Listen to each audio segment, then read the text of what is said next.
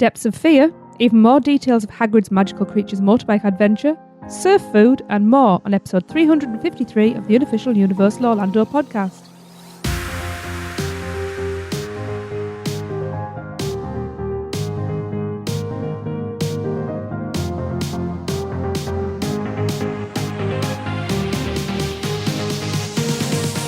Hello everybody! It's me, Tracy, hosting for tonight's festivities, or today's festivities, whenever you're listening. So, who have I got with me today? Well, I've just got one person. It is the international playboy known as Lee Malaby. Hello, everyone. Hello! Yeah, Hello. right. Am I all right? You've been with me all weekend, so you know I'm all right. A little grumpy. I'm a bit stressed at the moment. This hasn't quite gone the way it's gone. You're not just joined by me anyway. But anyway, carry on. Because people want to know why there's only just me and you here. Because we killed the other two. We didn't. We'd had enough of the... Oi. That's not true. It's not Darren true and Chris, at if all. you're listening, it's not true. Chris is currently Les Bon Templare or whatever it is down in New Orleans. Oh, Mardi Gras was ages ago. Or was it actually Mardi Gras this weekend? I don't know. He was down there. And Darren's enjoying Memorial Day at Yes. Busch Gardens of all places when he should be recording Universal podcasts. Yeah, I don't blame him. And for those that are listening, we are live in the Producers Club right now. Live. Yes, we're not dead in the Producers Club. Yeah, we've got a bit of a mixed bag of a show. So... Well, there is something that's kind of come out in the last couple of days, but I am going to leave it out for Darren and Chris coming back, and that was HH Nightmares Halloween Horror Night Speculation Map version 3.0, which does now include scare zones. But I thought we'd get the guys back on to discuss that, so we will leave that out. Yeah, absolutely. I think that's the right thing to do. So let's kick this off with my favourite, the Producers Club birthdays. Now we have 4 birthdays for these lovely, lovely, lovely producers. And we are going to start with Jessica Bowman, whose birthday is May the 29th. And it is the big 3-0 for Jessica. The big 3-0. I wish. I know. Happy birthday, Jessica. Happy birthday. I'd kill to be 30 again. I forgot what it's like. It was a long time ago. And then June the 2nd, we have the lovely Christina Freundel. Happy birthday. Happy birthday. And following that, on the 6th of June is Lee Stone's birthday. Happy birthday. Happy birthday. And finally, the following day, June the 7th, it is Andrew Moldavani. Yes. So happy birthday. And I'm Happy sorry birthday. I buggered up your name there. We have had Andrew on the show before. You won't remember. It was a Producers Club roundtable. I know. Thing is, normally when I've had a chance to read these things, I kind of like say the name over and over and over in my head, but I'm kind of on the fly tonight. Yeah. So sorry, but happy birthday, everyone. Yes, happy birthday. Hope you have great celebrations. Chris and Darren wish happy birthday as well. They do. From their jaunts. We assume. Yeah. Let's talk about the newest attraction. I feel like the longest name in the world. This is all we talk about on the show. This is all we've talked about on the show for what feels like this entire year. So what? Go on, what's it called? Hagrid's Magical Creatures Motorbike Adventure. There's our 2 cents Universal. Thank you very much. Yeah. So let's talk about details, shall we? Yes, we've got actually a lot more details. We do indeed. Now, as we've already said, Hagrid's Magical Creatures Motorbike Adventure opens on June 13th, and Universal are claiming it will have immersive environments, unparalleled thrills, and beloved Harry Potter characters, which will come to life. And nauseating turns, if you believe certain things that Alicia has been posting on Facebook.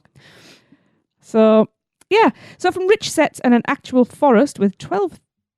No, not 12,000. That's a lot more. You could have said 1,200. I was going to say 12,000. 1,200 trees. To groundbreaking coaster technology and a captivating storyline, Hagrid's Magical Creatures Motorbike Adventure. I need a ding. Here for to with whatever that long word is, it's all hyphenated.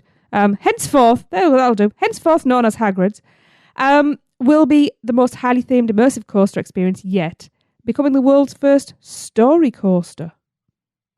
Is it? Anyway, we'll get there. Now, here's what Universal Orlando told us last week about the newest Wizarding World attraction. So, get ready to soar into one of the most mysterious places in the Wizarding World, the Forbidden Forest. Ooh. Aboard magical motorbikes, guests will actually feel the freedom of flight as they journey to the edge of the forest, regardless what. Actually feel the freedom of flight? Well, you're not actually flying, so you won't actually... Anyway. I didn't write this. Just reading the words. Regardless of if they're on the motorcycle or in the adjacent sidecar, they'll ascend above the trees, rapidly accelerate through mysterious ruins, speed forward and backward, and so much more as they search even for the Wizarding World's rarest magical creatures. The story coaster will feature innovative technology that is integrated so seamlessly into the surrounding environment, guests won't know what to expect next. Okay, that's quite cool. Along the way, they'll experience thrills they've never felt on a coaster before, including vomiting. I've experienced that, and nausea. I've experienced everything. Every experience on a coaster I've experienced it, trust me. So yes, the most launches of any roller coaster in the world, with 7 total launches. Right. So I was listening to Coaster Radio the other day and they were talking about this. And it kind of goes back to what we were talking about with the Hulk last week, with that launch not being an actual launch. To me, a launch is stock still, launch off. The Hulk technically isn't a launch then at that point. I assume it's the same now, not having ridden it for a while. So they were discussing how many of these 7 launches will be actual from stood still launches, or whether they'll be like, I think Cheetah Hunts are the same, and the way you're kind of going along and then it's an acceleration. It's like a boost. It's an acceleration, not a launch. So they were wondering how many of those launches will be actual launches. Yeah. I mean, it doesn't matter. It's still cool. It is. There will be unexpectedly dropping of nearly 17 whole feet on the first coaster in the US to feature a free-fall vertical drop. Now, again, this seems to have garnered a lot of heat on the Tinterwebs of being the only vertical drop, and apparently Verbolten, I think, is at Busch Gardens, Williamsburg. Please don't crucify me because I can't remember. But it's semantics, because apparently the difference is that they've said it's a free fall vertical drop, whereas Verbolten is like an elevated drop. It's that height that gets me though. Yeah, but I'd be interested to look and find out what 13's drop is, because that's quite a hefty drop. It's a story. I know that much. Can you imagine you're at the top of 17 feet, cling onto the person next to you, shouting, "Save me!" Yeah, but I just think it's funny. So it's just the way they've built up 17 feet. I think it's hilarious. You will be catapulted 65 feet into the air. I hope that is still in your ride vehicle at a more than 70-degree angle, and then you'll immediately drop backwards in one movement. That's quite impressive, actually. That's going to be when you get shot at by a blast-ended Scroot, probably, isn't it? Yeah, that's going to be a moment. That is. It'll be awesome. That'll be what Alicia was saying was originally supposed to be the enclosed section, and they never bothered in the end. I think that's going to be the like exciting, scary bit. Yeah, the excitingest, scariest bit of the ride. The oh man, holy kind of bit. Will you stop swearing? It's not swearing. It's allowed. Anyway, it is swearing. Shut up. God, you're so grumpy today. So, Hagrid's will also be the longest roller coaster in Florida, measuring nearly a mile in length, which is 5,053 feet. That's long. Very. How does that compare to the Ultimate? I don't know. For anyone who doesn't know what the Ultimate is, it is the longest one. Is it still the longest one? I think it's still Europe's longest. At Lightwater Valley over here in the UK. It's fairly local to us. But we don't go there. 45 because it's crap. It's got the Ultimate. It's quite old that now. I don't know what that is in feet. What? The Ultimate's 7,442 feet. So it's still not far off, No. Okay. So continuing what they sent out on their blog, your adventure begins when you enter the ruins. Before taking off on an exciting journey through the Forbidden Forest, guests will enter ruins which appear to have been abandoned for centuries behind Hagrid's hut. The ruins were imagined and brought to life by Universal's award-winning creative team in collaboration with the Harry Potter films production designer Stuart Craig and art director Alan Gilmore. Now, Hagrid uses the ruins for groundskeeping at Hogwarts, and this is where guests' Care of Magical Creatures class will begin. Okay, now we assumed it was going to be in the Hagrid's hut thing at the side. So as they make their way to the enchanted motorbikes, guests / students will see materials from the class, including dragon eggs on the verge of hatching. Awesome. And a makeshift nursery where Hagrid kept his blast-ended scroots. The creatures that are being brought to life for the first time ever in this epic new adventure. Can I just say, I called that a long time ago. I think most people did, to be honest. So, yeah. Guests will encounter beloved characters from the Harry Potter films, including Arthur Weasley. Awesome. I know. Quite excited about that. Hagrid and his loyal dog, Fang. Awesome. That's through a pre-show experience brought to life with digital projection and special effects. During this interaction, guests learn about their impending trip to the Forbidden Forest as part of their lesson for the day. If you want to see these pictures, I think I posted them on Facebook and on our Instagram as well, of like some of the details of the queue and stuff as well. And it looks awesome. It looks awesome. I cannot wait. No, it's the amount of work that's gone into it. It's just.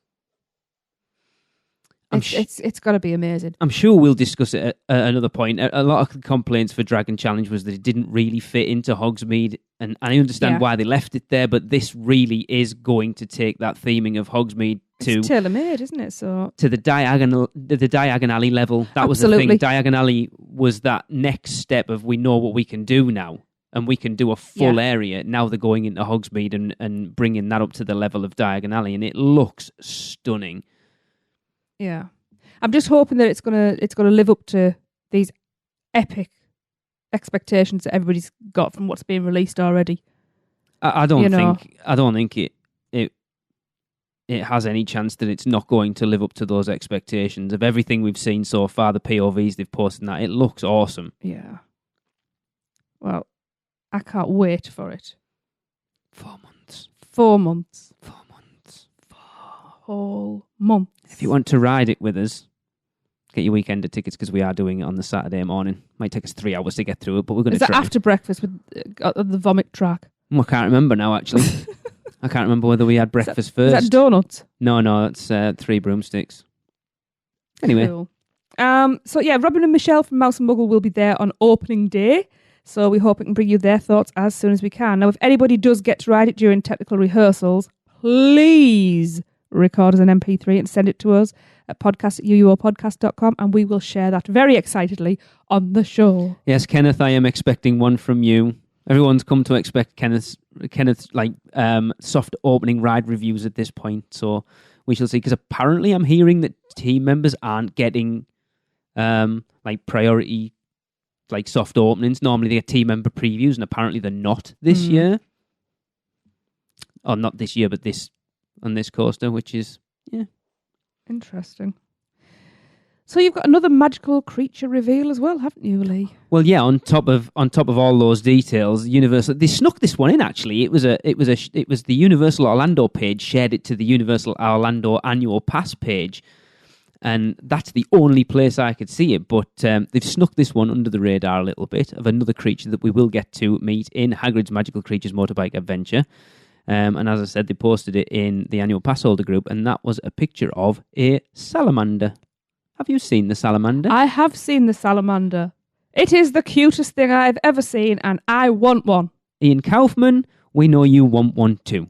I've got a spare Viv. I want one. That is amazing. So we don't know where we'll see this creature in the attraction, if at all. But I'm assuming we will. Because it just seems weird that they've released this one on its own. But they did say about the salamander that these small fire-dwelling lizards were never realised in the Harry Potter films, but you may come across them in Hagrid's Magical Creatures Motorbike Adventure. And a little fun fact, they are known to live as long as the fires they were birthed from, although if fed pepper, they can survive outside their flames for up to 6 hours. Awesome. So that's another cool creature. It is, I'm hoping there's more and more. For all they've given us, like the centaur and the salamander and the blast-ended scroot and the devil snare, that there are going to be other ones in there that we haven't been told about. Mm-hmm. We know there's a unicorn in there from some of the aerial photos we've seen that they haven't told us about, and I'm hoping there's more. That would be fun. I'm just thinking of creatures now. It's all running through my head. So I think we've kind of done wizardy stuff, haven't we? Until 2 weeks' time, when I'm sure we'll be talking about soft open. Where are we? We are, as time of recording, about 3 weeks away from it opening, so we've got to be getting close to technical rehearsals at this point. So I think we're going to get to a point by the time we record next where we're going to be hearing reactions from it. Mm. Yes. Oh, yes, we are. Darren's listening. Oh. Darren, you've missed where we were slagging you off, so it's fine. That's all right. You go back to having your fun. What's he doing? He's at Busch Gardens. Why is he listening? Because he's an idiot. That is an interesting question, Chris, actually. Chris Rooks just posted what callbacks to Dueling Dragons will there be, and I'm going to reach out to Universal and see if they're doing interviews with any of the creative team, and I would like to see some sort of reference to Dueling Dragons in there. That would be pretty awesome, actually. Yes, it would. Because they've done it with every other attraction that's closed since Jaws, so I expect there to be something in there. Something would be nice to see something that was in the original queue snuck in there somewhere. Mm-hmm. But what? I don't know. But what? I don't know. Okay. Right. Let's move on and have a what voodoo do you do? I think it's witch. I say what? Well, Chris said it's witch. Well, he's not here, so... Hey guys, this is Matt Tucker, and I just went to Voodoo Donuts in Orlando. I've been plenty of times in Hollywood, so I've gotten to try all of them, but I finally got here in Orlando to try out the Orange Cream and the Halloween Horror Nights donut. And I have to say, even trying all of them in Hollywood and most of them that they have here, I definitely think that the Universal Cream is absolutely my favorite. It was just tasted awesome. I love the cream inside. It was very unique and it was very fresh. It was like a cakey donut. So yeah, I thought it was awesome. And that's my review. From Universal City Walk, this is Matt Tucker signing off. Orange Creamsicle. Let's get it. Orange Creamsicle is currently our winner. Let's get it. I still got a lot to share. God knows when he recorded that, going by off the last time. Oh, he said the Halloween Horror Nights one, so it's like a year old again. Yes, please send in your what voodoo do you do? And maybe yours will get listened to just one day. Well, Kenny, if you're listening, I know yours is still sat there and you recorded it at Horror Nights last year as well. So, see, the Creamsicle's one that's on my list, as is another. And I've gone blank. I hope the Horror Nights one's there this year again. And I've gone blank. I know the donut. The grape. But I don't know the name of the donut. Captain, my Captain. M&M. 8 Mile. The cream inside. Narrow it down, it's a donut. Is it a Bavarian cream? It won't be called a Bavarian cream. Well, it's got that stuff in it. I have no idea. I can't think what it is. I mean, obviously I've got to have the voodoo as well. The voodoo doll. Who am I kidding? I just want them all. Right, we're going to take a short break and go and listen to the ladies from Mouse and Muggle. Mouse and Muggle Travel Company, our services are completely free to you. We don't just do Universal. We can do Disney. We can actually do anything. I don't know if anybody knows that. We can do anything. We can book absolutely anything, and it's super easy. We have a website. Just go to mouseandmuggle.com, and we have a link there for a free quote request. You just fill it out. That email comes straight to me, and either Robin or I will handle it, or if we're a little bombarded, then we'll send you off to one of our expert agents. But we'll take good care of you. So reach out to us at any time. Okay, we are back. Right, Lee, we're going over to the Surfside Inn and Suites to talk food. Universal seem to be all about the food at the moment, and as we are about a month away from the official opening of Universal, see, everything has to have a massive name now, doesn't it? And this one's worse than Hagrid's Magical Creatures Motorbike Adventure. It is the Universal's Endless Summer Resort Surfside Inn and Suites. And they sent out an email last week where they've released some of the information on the Beach Break Cafe, which is the casual dining food court at the hotel. Now, they said you'll be able to take a break from your adventure in the parks and get a bus back over there and waste half an hour and dig into some surf-inspired dishes featuring Southern California flavours and fresh ingredients. Just like surf culture, Beach Break Cafe dares to be different, offering food and drink from around the world in a carefree, cool and exciting setting from early morning to late at night, all within a family-friendly hotel.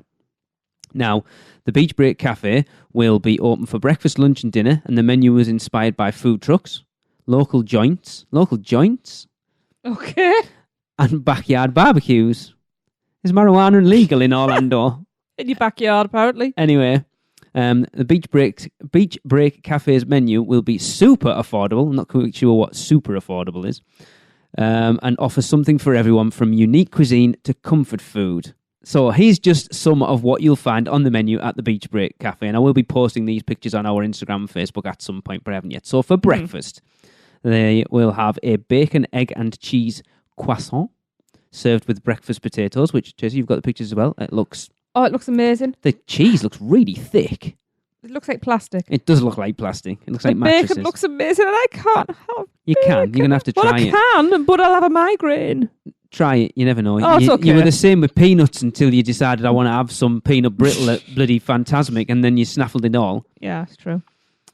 A breakfast pizza. I'm all for breakfast pizza. Sausage gravy. Don't really know what that is. Bacon. Scrambled eggs. Mozzarella. And cheddar cheese. Excuse me? Like, breakfast pizza is just something that pizza shops should do over here, and they don't. Oh, man. Wow.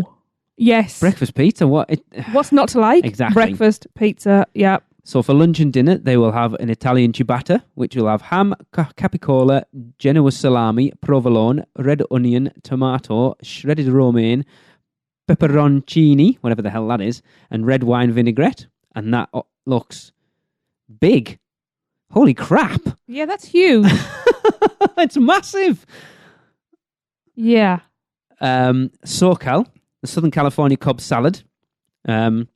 Apparently, the Southern California is a region known for light, clean, and unique flavors. So it will have chopped lettuce, tomatoes, the millennials' favorite avocado, blue cheese, bacon, hard-boiled egg, and avocado ranch dressing. It looks nice, actually. It looks like a decent salad. It looks very separated. A caprese panini with tomato, mozzarella, fresh basil, balsamic glaze. Yeah, I'm doing it for the Americans. Oh, okay. Looks like a sandwich. That actually doesn't look particularly impressive. Yeah, I'd pass on that one. The pipeline burger.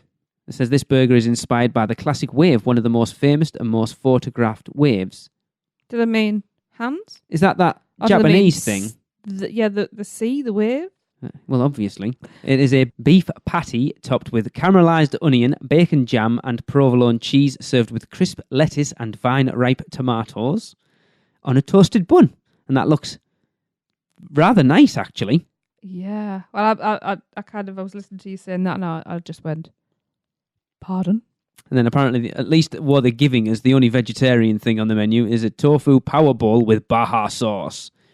If you're more of a carnivore, you can choose chicken or carne asada for this dish as well. Well, that's good. Actually, I like that it's a vegetarian dish, but if you want it with meat, they'll do it for you different ways.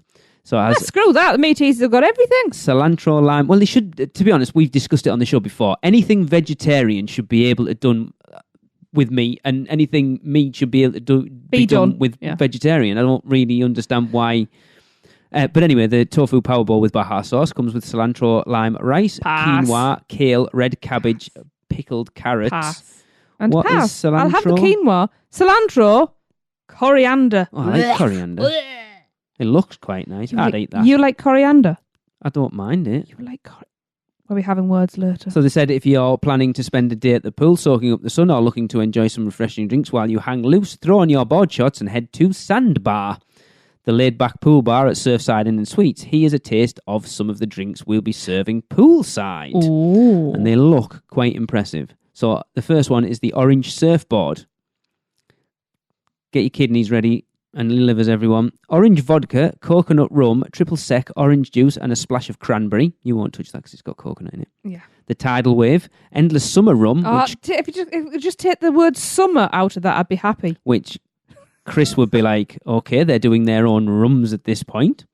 That's endless summer rum, peach vodka, gin, peach schnapps, OJ, pineapple juice, and a hangover. Jesus, that's some alcohol in that. I would go for that one. Yeah, that sounds like something I would. Gin in it, but I could do that. Yeah, but you've got enough flavours around it to offset exactly. that. The surf on La Paloma, Surf on La Paloma, which is tequila, blood orange, grapefruit juice, and soda. Ooh, do like grapefruit. The Epic Sunset, which is a frozen drink, which is vodka, mango colada, and strawberry island oasis. Nope, don't do mango. And then toasted you don't do anything, do you? I do plenty. Toasted coconut mango mojito, which is again frozen. It's coconut rum, mango, and mojito island oasis, which you don't do because it's got coconut and mango in it. And mojito. Don't like mojito either. I don't think I've ever had mojito. Yes, I have. Yes, it was all right. Exactly. It's margaritas I want to try, so I don't know. But there you go. And I like again that they're opening these new places and bringing signature food to it again. You know, you look with the opening of the Today Cafe, which looks awesome. I can't wait to get in there. You know, with this as well, they seem to be upping the game food-wise again. After they did once, the Wizarding World opened, and then they went into Springfield, and then they kind of rested on the laurels a little bit and went out into City Walk and brought all the new stuff in there. And some of the theme park restaurants could really do with a food upgrade, but it's good to see that they are giving people, I think more so with Endless Summer, with it being where it is giving people a reason to go and eat in a hotel rather than take a 2-minute stroll down to everything that you've got on offer at International Drive. That's their challenge for me. Do we know, I'm assuming, being Universal, that like things like the fountain drinks would be the same as like in the parks? I would assume what the Coke freestyle. They're not Coke freestyle. It's not Pepsi. Is it Coke? Yeah, because it's Coke freestyle. And is it Fanta or is it Tango? I don't know. I got asked the question earlier, and I totally forgot. And that's just. Isn't Tango an English thing? I don't think they have Tango over there, do they? I don't know. I don't know. I thought Tango was only an English thing. And Sprite, is that in the parks? Yeah, it's horrible. Oh, that's right. Yes, I remember. Yes. Yeah, so my Halloween Horror Nights incident. Yeah, it was one of those things that was kind of thinking, like, with it being not exactly on property, maybe there'd be some different licensing or something. I don't know. No, I wouldn't have thought so. Okay. It looks good. I'm impressed. You know. Just hopefully it'll be as good as it looks, because you go back to Darren's experience of Aventura, that they, you know, put a lot of stake, a lot of stock in the food at Bar 17, and Darren was like, it was all right. Yeah. But I really want that pizza. That breakfast pizza. Wow. The issue is, how many people are they going to be going over there from the parks? Like, they're making a big deal out of the food and drinks. And are people going to go there even if you're not staying there? But I don't think they need to worry about that. No, there'll be enough people staying there to keep them ticking over. Yeah. Okay. Right. Let's move on. After all that food, let's move on to a SPEW. Ha-ha. I like that. I've unplugged my tablet now. Bong. Bong. Yeah, bong. Wow. Amazing. Hey, UUOP cast and crew. I've been listening to you guys almost religiously since last summer, when my then fiancé and I planned a mini Universal vacation before the official start to our honeymoon. It had been a few years since I'd been to Universal, so I wanted to hear all about the ins and outs that I'd missed since becoming a real person. Going to grad school and starting a job out in the real world. You know, boring people stuff. Yeah, we know. Yeah. Anyway, your podcast was not only informative, but also highly entertaining, and my husband and I had the best start to a honeymoon ever at the Royal Pacific Resort. Good choice. It is a good choice. And of course, the Parks and City Walk. To celebrate our 1-year anniversary, we planned a vacation to Disney, my husband's first time.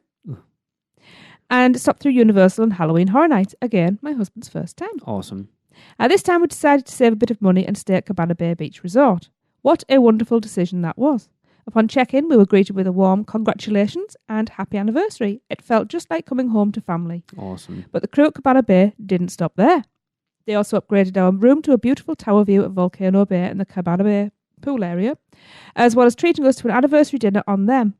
It was something so small and probably didn't cost them anything to do, but to us it made all the difference. That is really nice. But it does, though, doesn't it? It's the things you get they don't have to be tangible, and it does make a difference to your day and your vacation. Yeah, it is. It's like wearing birthday buttons. We don't even. It's just but you wear the birthday buttons, and someone will just call out "Happy Birthday," and that makes a difference to your day? We're sad because we always say it, and I know Raymond's commented on it as well when we've been over. It's one of those things when you say thank you to someone and they go, you're welcome. And it's like, it's just that little because it doesn't get said to you over here ever by anybody.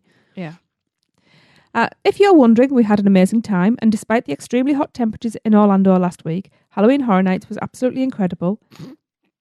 Sorry, when did we get this? I've no idea, but again, it looks like it was... They've been married 10 years, haven't they now? No, I think it's last year.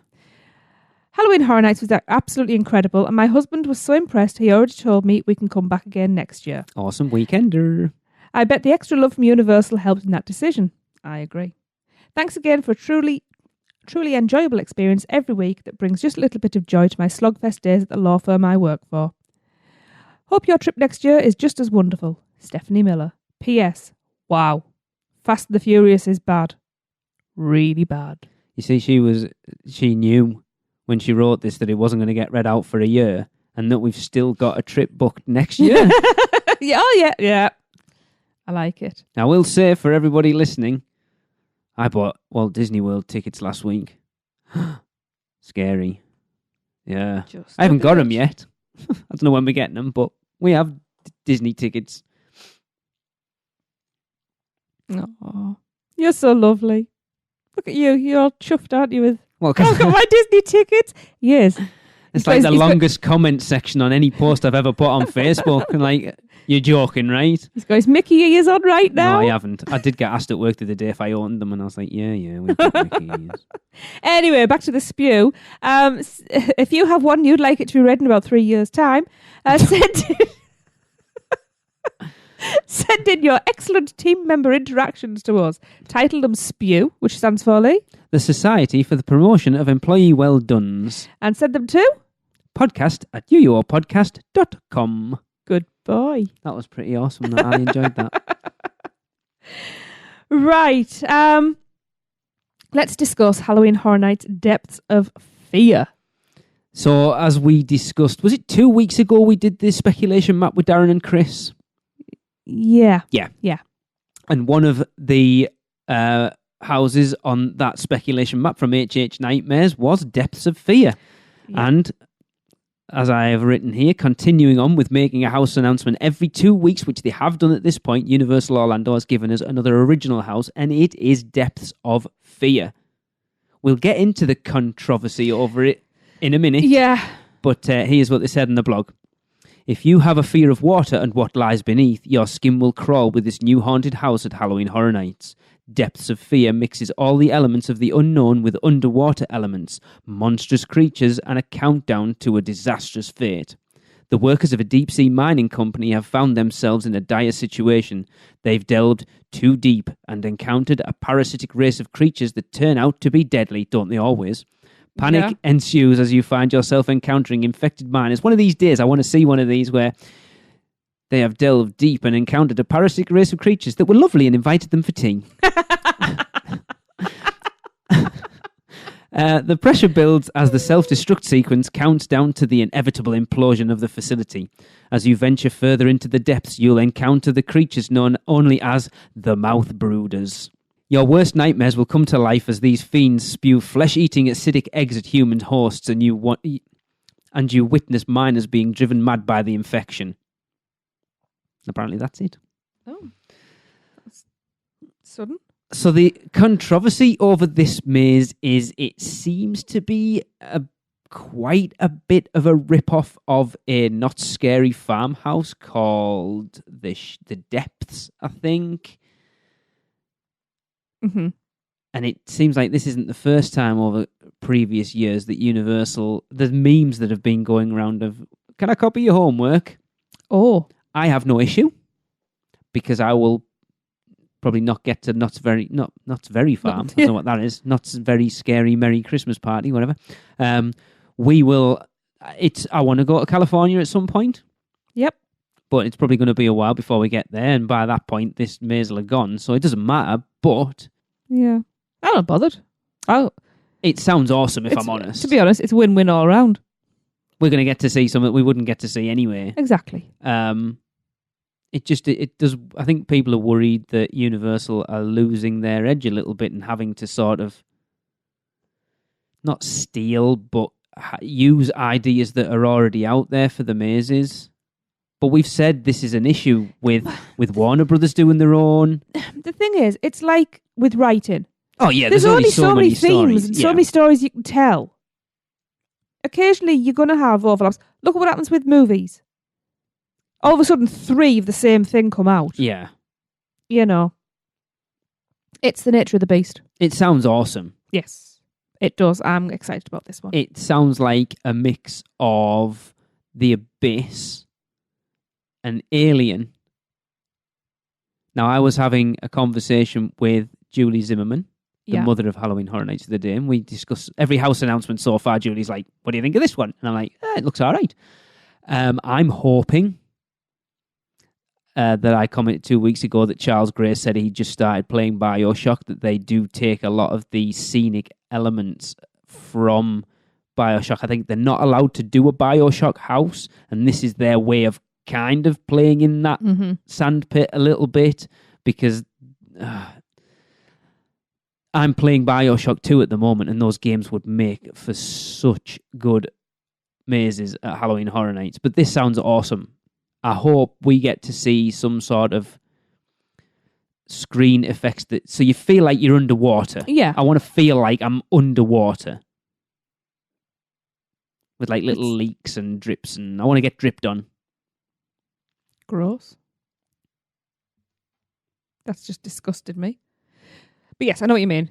You know, the light effects of the walls for like rippling water, and I don't want to walk through something that kind of feels like I want to feel like I'm underwater. I don't know how they're going to do that. Projections or whatever. We talked about that laser effect with the fog thing, didn't we, a couple of weeks ago? I think it's interesting. It's difficult, isn't it, with the originals, because the IP ones, you obviously have a visual representation of what you expect that maze to be, whereas these, you can't. This one, I suppose you could just go and watch the Nuts one, kind of have an idea, but you know what I mean. For the most part, you don't know what you're getting. No, it's true. So that's 4 down, 6 to go, and as I said, in 2 weeks' time, we're going to discuss H.H. Nightmares version 3, which has the scare zones on it. Yeah. It's June next week. Well, if they do one every We're getting close. 2 weeks, and then probably they'll do the scare zones all in one dump, I would have thought. Yeah, probably. So you've still got 12 weeks worth of announcements. That takes you... You're going to be pushing it, actually. Yeah. That's what I'm thinking. 2, 4, 6, 8... You're going to be looking, if they do one every 2 weeks like they have, you're going to be well into August before the last house gets revealed. And I mean, in fairness, it doesn't matter. It doesn't. But that does seem to be cutting it quite fine. But they could release the last house the day before it starts. It's right. It's only a marketing thing. It is. I'm fine with that. When they announce Ghostbusters, they'll probably do that next, because they want to get the big one out there. I would imagine so, yeah. Generate the sales. Yeah, that's what it comes down. That's why they've put Stranger Things out first, because it was the big draw last year. It'll probably be the big draw again this year. But H.H. Nightmare's proven again they're on the money with what they're doing. Yep. It's when you find out that H.H. Nightmares is the entire Halloween Horror Nights creative team. It probably wouldn't surprise it. Nothing surprises me anymore. On purpose for a laugh. Yeah, and just enjoying sitting back with the popcorn. Watching everybody discuss and digest, and so But I mean, we're really. I mean, not just because we're coming out this year. We're excited about this year's event. If everything pans out, or even if 90% of what's being promised pans out. Well, even if we look at what you've got so far, we've got Stranger Things. We're currently watching Stranger Things 2, and it's like, right, I want to see that. I want to see that. Yeah. We've got Nightingale's Blood Pit, which again, something we haven't seen there before. That has the potential to be awesome. Yeah. Classic Monsters. Excited for that. We've got all them set up to watch because I've never seen any of them. And then this again, I think everyone's very, very different from the last. So it seems like a good variation of themes this year. It sounds like a lot of work's gone into a lot of blood, sweat and tears, and we'll see. When we get there, look like there's going to be a theme, an overall theme. I don't think you always need one. Like, you don't always need an icon. you know. I think people come to expect it though, don't they? That's the thing.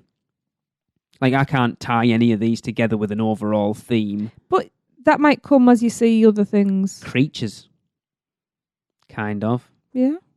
Like monsters. You got like the Demodogs and the Mind Flayer, and then the Nightingales and Ghosts. Classic monsters, and then these Mouth Brooders. Yeah.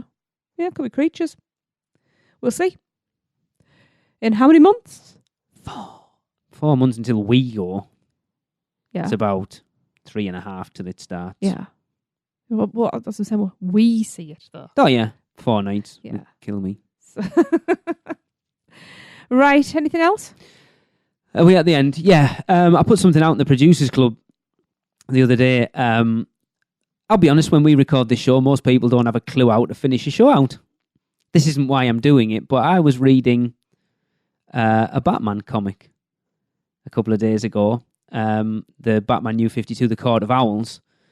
And at the beginning, the voiceover, Bruce Wayne's talking about a segment in the Gotham Gazette where they interview Gothamites and people higher up in Gotham City every week, and they ask them the question, Gotham is, and they have to answer that question in 3 words or less. And I thought, what a great way to get our listeners interacting with the show and to give us an ending, consistent ending to every show. Okay. So what I am saying to everybody listening is send in your Gotham is in 3 words or less, and we'll say this week's Gotham. Not Gotham. I was just about to say what podcast is this? Universe. It's not Holy Batcast. But go and listen to that because it's awesome. Yeah. So we want you to send in your Universal is, whatever it is, in 3 words or less, and every show we will read out, who it's come from and what it is. And I just thought it was a great way of getting the listeners involved and giving us a definite ending to the show. So, Tracy, where do you have to send them to? You have to send them to podcast at UUOpodcast.com. Yes. There you go then. That's where you send them. And just entitle your emails Universal is. I'm looking forward to see how creative people can be. So when you get all the Disney fans posting in Universal is. Okay, so yes, people, do not forget UUOP The Weekender tickets are still available.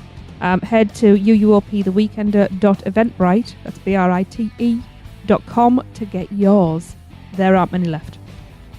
So there's 25 left. And there's still a hotel room if anybody's wanting to take advantage of the Mouse and Muggle discount for 3 nights at the Royal Pacific. Please get in touch with Mouse and Muggle. Yeah. I have no idea what the email address is. No. You can find, where to find them on Facebook and get in touch with us and I'll send you in the right direction. Yeah, no, it's worth it because they are coming up with some pretty good deals. But there is 1 room left at that group rate. Yeah. So just if you want it, get in quickly. Yeah. Okie dokie, so I guess that's going to wrap things up. So, yeah. For Lee and myself, and all you lovely producers who've joined us in the live, this has been episode 353 of the Unofficial Universal Orlando podcast. Cut, print, that's a wrap for another episode of the Unofficial Universal Orlando podcast. Never miss a show by subscribing on Apple Podcasts and leave us a rating and review while you're there. Not an Apple user? You can listen on Stitcher, Spotify, YouTube, iHeartRadio, or your podcatcher of choice.